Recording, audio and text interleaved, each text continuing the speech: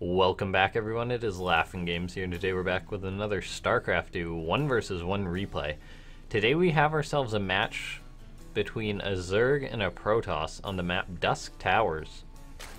So without further ado, spawning in the bottom left corner of the map, we have the Zerg player Cham playing for Team Odor Equitum.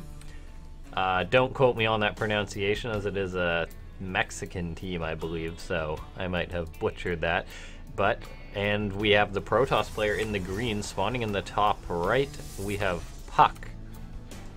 So Protoss versus Zerg on one of these larger maps here, larger single spawn maps, so the players know exactly where each other are. So we could really see any number of things coming out on this map, as there can be some aggression, there can be drops, there can be really anything coming out of these players here. But it is known to be quite a macro map, so we could just see a normal macro game coming out of these players. And we actually have a hatchery first coming out of Cham here, so he's playing it very macro oriented, nothing crazy coming out at the start of this game. Meanwhile, puCK likely just going for a gateway expand, and I believe that is going to be the case, getting that wall off with the pylon and gateway, as he is versus a Zerg player. And actually just mining with one probe off his gas, so nothing, no tech rush or anything coming out of puCK, it seems. So now here we see Cham just going for a spawning pool and his hatchery that I already mentioned. He is also mining out of his gas, so he is going to be going for that Zergling speed and actually going to be throwing up a third hatchery here. So Cham definitely playing it macro oriented. The hatchery out at the front here sort of meant he could have been going for aggression, but I guess he just prefers to take that farther out hatchery. Have that map control, I guess, shut off any sort of pressure and stop the adepts going back and forth between these two bases. I guess it's a bit more of a nuisance, maybe. Really, there's quite a few number of reasons why he could have taken that base, but not a huge deal anyways. So now, out of puCK, we have a Chrono boosted Stalker coming out. He's going to want to get that to possibly clean up any overlords and be safe and all that, as he did not go for a Zealot because he scouted, I believe puCK scouted with a probe anyway. Yeah, puCK scouted with a probe, so he knew no Zerglings were going to come out of the way, so he could wait for a Stalker and be completely fine. So now for puCK, we do have his two gases on the way, so he will be revealing his tech choice in a second here. For now, though, he's just getting up an Adept, a Mothership Core, playing it very safe, and this one Stalker gonna chase away this this one Stalker gonna chase away this Overlord, pardon me. But the Overlord is gonna get away fine here, and okay, so this is where it gets interesting. For Cham, he's going for the Pneumatized Carapace, which is Overlord speed, which means he could be going for some drops here. As I mentioned before, drops can be very prominent on these maps, as lots of dead space, and then suddenly a mineral line. So these Overlords, if they do choose to drop something such as Banelings, they can sort of come out of nowhere by all means. And now this is interesting. We actually have puCK being very bold here, moving out with the Stalker and the Mothership Core so he can kill off that one hidden Overlord and cut down on the vision of Cham here. So right now puCK playing it very, I guess, bold? Is that the way to put this here? Okay, anyway, now we see Cham moving in here with this Overlord, but it had already been injured, so even though it had the Overlord speed, which was now revealed, so puCK knows there is a possibility of Baneling drops, he also lost that Overlord. Normally with that speed, you do not actually want to lose the Overlord. So that's a bit unfortunate for Cham. He's actually rallying out another Overlord to get a scout here, and he will see that he likely will see that third Nexus for huCK going up, so huCK playing it very, very safe. Meanwhile, this Adept came in, got 3 kills. I'm not sure whether those were Zerglings here. So yeah, I think those might have been Zerglings. He did actually shoot at 1 or 2 drones here, so those could have been drone kills. Sorry if I missed that. Actually, we can actually see here. So yeah, those were actually 3 drone kills. So puCK's playing very well. He's playing very solid right now. He's going up to a fast third Nexus, only 4 minutes into the game when he threw this down. He's now getting up a Warp Prism, so now puCK likely gonna abuse that Warp Prism to the best of his ability with very fine micro. That Adept being picked off, by the way, seems like I got 1 more drone. 2 more drones actually, so that Adept 5 worker kills for 1 Adept, that is insane. And now puCK gonna move across the map here. He's actually got 4 sentries and the warp prism. So I'm sure you might have seen this before. He's likely going to elevate her up. puCK is going to use this warp prism, move these sentries into the main base, and then force field off. Meanwhile, Cham planning on throwing up a 4th base when he does not have a Roach Warren. He's only just throwing up a Spire. Now Cham is going to be completely caught off guard by this. And what will he have? Zerglings. Did he even end up getting Zergling speed? Yes, he did get Zergling speed, so he's going to have these slow Zerglings. He does scout this. Okay, this is very important, so now he's producing a lot of these, so he's making just slow Zerglings. But he is going to have a lot of them at this point, and he might actually be going for a counterattack here. He's going to say, okay, going to have to make puCK focus on a different portion of the map. Meanwhile, he's busy with my 4th hatchery. So Cham now forced to cancel that. The players are now on equal bases, and the Spire is halfway done for Cham. So it's a matter of whether he can clean this up without dying. These Zerglings are going to come and try to pick off some of the sentries, but puCK with great micro here, lifting up this sentry so they do not die as quickly. But it seems that puCK was actually forced to recall. This move in with the Zerglings for Cham really forced puCK to come back. puCK didn't just choose to warp in a few depths. He decided to recall, save his bases. There was quite a few Zerglings sent across the map for Cham, and Cham essentially saved himself there. With these Zerglings, his Spire was not done. He could have taken so much damage there, but that move across the map was a great choice by Cham. And now puCK, not necessarily at a high probe count, and did not kill a single drone with that attack. So now Cham starting up his 4th base once again. And now he's going to have these Mutalisk out. Meanwhile, puCK, his only defense for these is going to be Blink Stalkers, which are still a minute away, so these Mutalisk are going to possibly get some great damage done. However, now we see puCK moving in with a scouting hallucinated Phoenix. He knows there's now a Spire on the way, so he's going to try to deal with this appropriately, and he is choosing to throw up a Stargate here. Smartly, he's also throwing up more pylons next to these 2 Stargates. He was going to throw up another Stargate there. However, he decided against, okay, he's placing them in different positions so they can't be picked off as easily. As I was saying before though, he's throwing up 2 pylons next to the Stargate, so if Cham wants to unpower this, he's going to have to kill off 3 pylons. So puCK being very wise when it comes to, as a very experienced Protoss player, he knows there's nothing worse than having your Stargate unpowered when you're trying to deal with mutas. But still, these mutas are moving in, so puCK going to rely on these pylons and Mothership Core to scare this away. Okay, Cham now baited out 2 photon overcharges. One of the mutas getting bruised up quite a bit there, though. Oh, pardon me, I'm still on puCK's vision there. Silly me.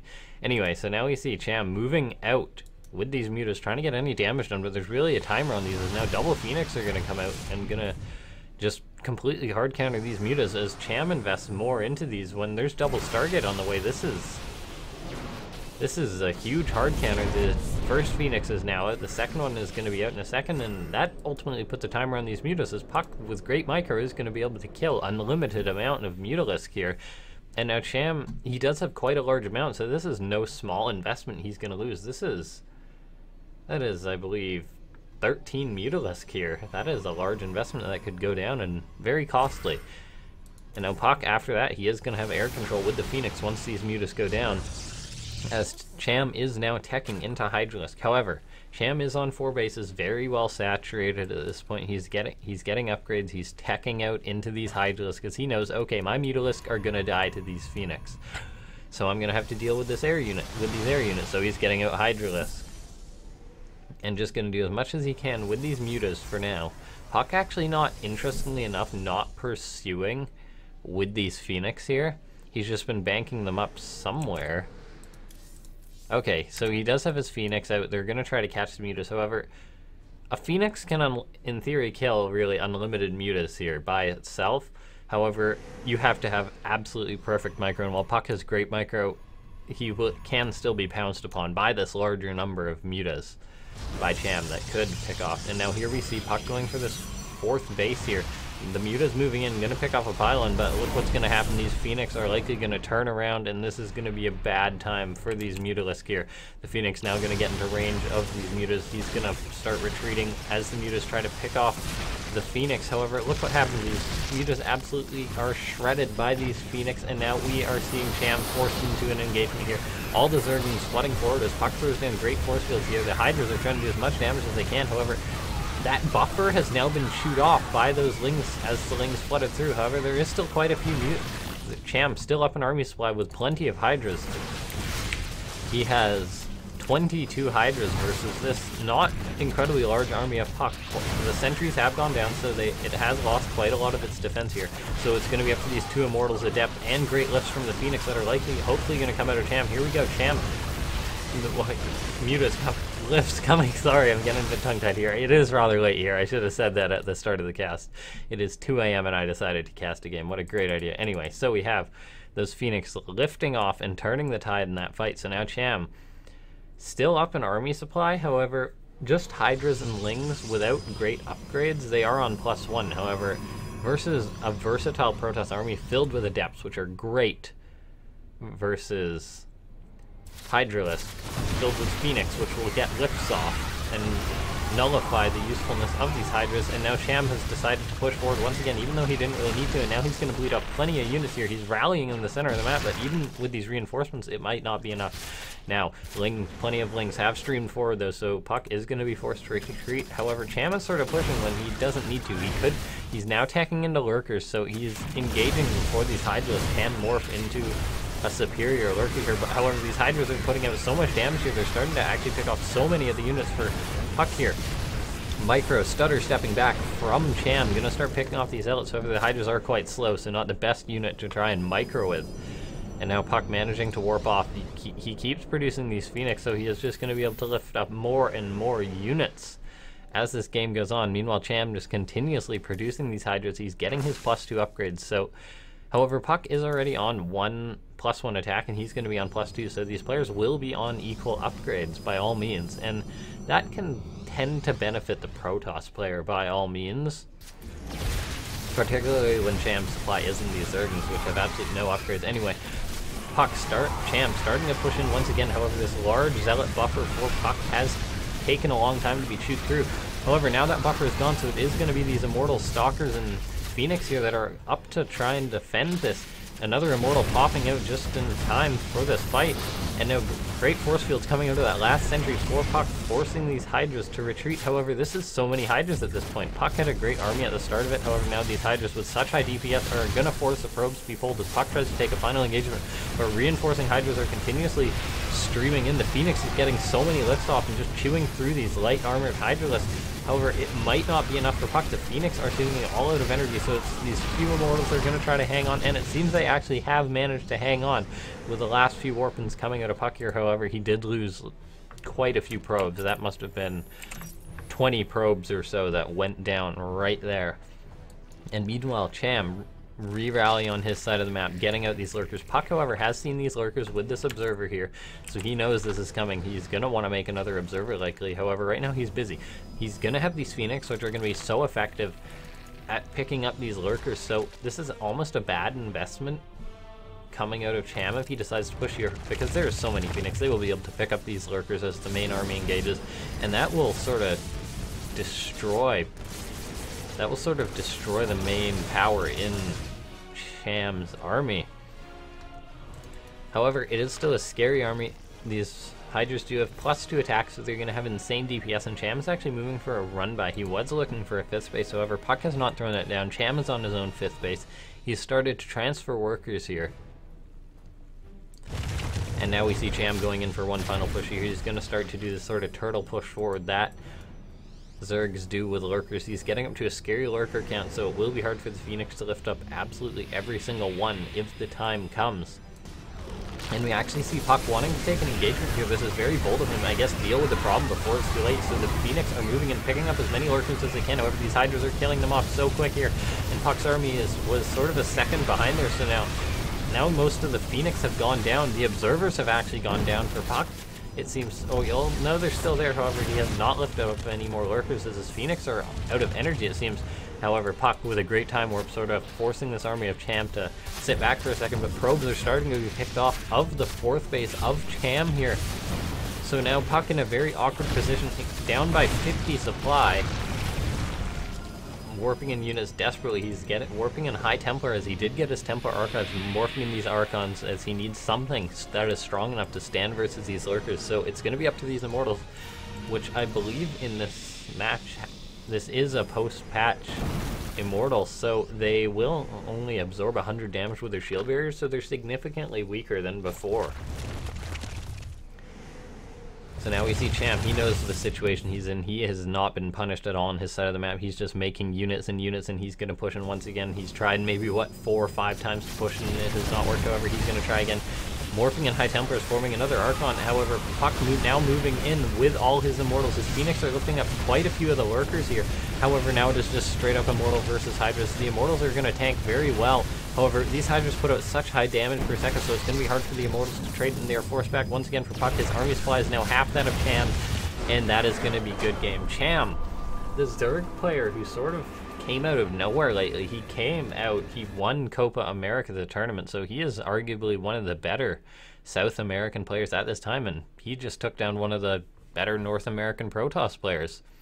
So very well played by Cham. puCK could just not quite hold on there. I guess it really went mainly wrong for puCK when he went for that attack and was forced to recall by Cham. So great play by Cham. I almost thought that puCK was going to die there earlier in the game. However, Cham managed to pull it back and push across the map and eventually win the game. So thank you guys for watching. This has been another Protoss versus Zerg cast by me. I hope you guys enjoy the casting. If you have any feedback, let me know. And as I'm always doing more, so feel free to leave a like and subscribe. See you guys next time.